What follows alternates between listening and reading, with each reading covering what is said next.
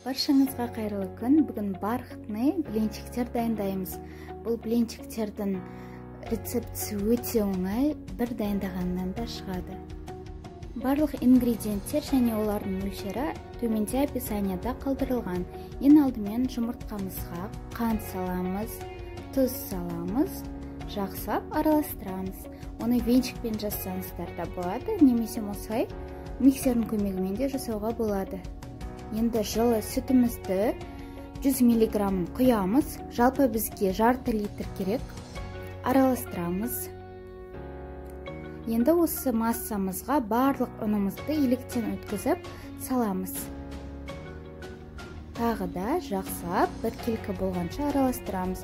Осы сәтте ас содасын қосып жіберуді ұмытпаңыздар.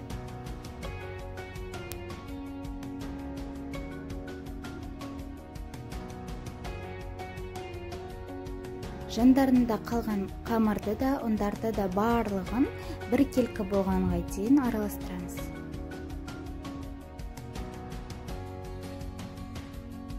Бізде массамыз толықтай араласып болғаннан кейін қалған сүтімізді 3 этап қылып бөліп құямыз.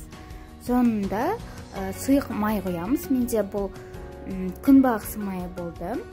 Осыны араластырып 15 минутқа қойып қоямыз.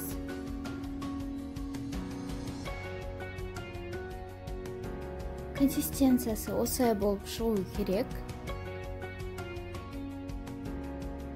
Қысып тұрған табамызда пісіреміз. Ең бірінші пісіргенде кішкене майлап жіберсеңіз болады. Одан кейін майлаудың қажеті жоқ.